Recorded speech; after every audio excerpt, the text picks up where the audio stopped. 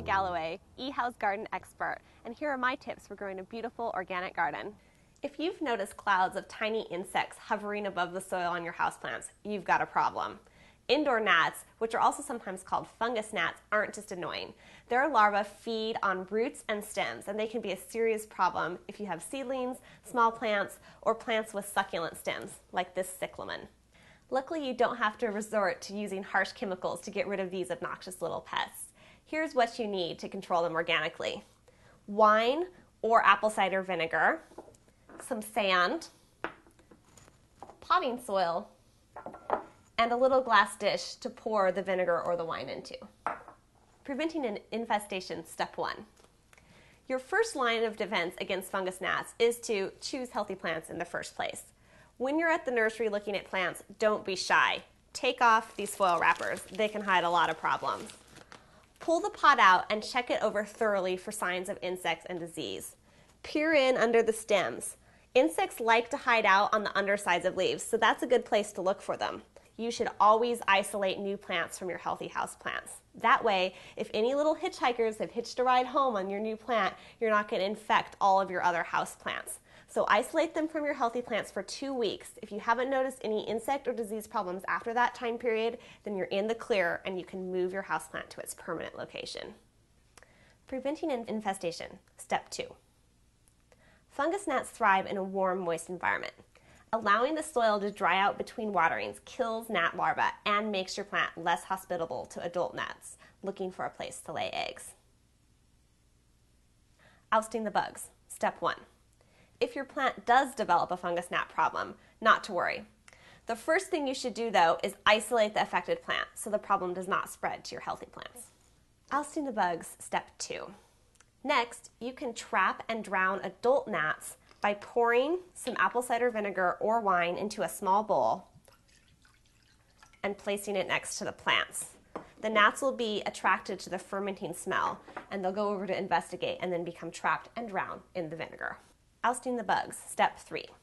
Fungus gnats prefer moist soil with a lot of organic matter, so you can make your plant less attractive by removing a 1/4 inch of the soil at the top of the plant and replacing it with sand. Now, I have some play sand right here, but they also sell decorative sand at nurseries, so if you're interested in decorative sand, they have them in blacks and reds and whites. You could also top your plant with that kind of sand too.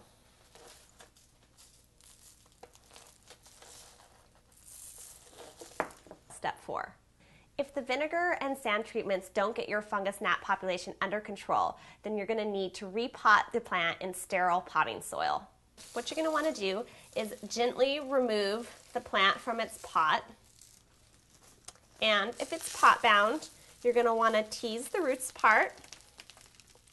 If you notice any diseased or rotting roots, you could go ahead and trim those out. And then you're going to want to try and shake as much of this extra soil off, because that's where the fungus gnats are going to be hanging out and hiding. So get as much of this soil off your plant as possible. And don't worry about hurting the roots. They're pretty darn hardy. Once you've got the roots fairly well free of the fungus gnat infested soil, then you're going to want to go ahead and repot in a fresh pot. Definitely make sure that the pot has a drainage hole. If it doesn't, you're going to cause a lot of problems for your plants. Next, you're going to take some pre-moistened potting soil. That's just potting soil that you've gotten wet already, and put some in the bottom of the pot. And you're going to then stick your plant in, spreading its roots out wide. And you're going to top that off with some additionally pre-moistened potting soil. Just go ahead and dab that around the roots. You're going to want to leave about 1/2 inch at the top so that you can water.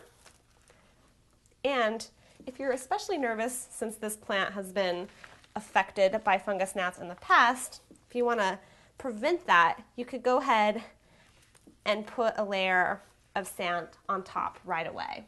And that would, of course, make your plant much less attractive to the fungus gnats.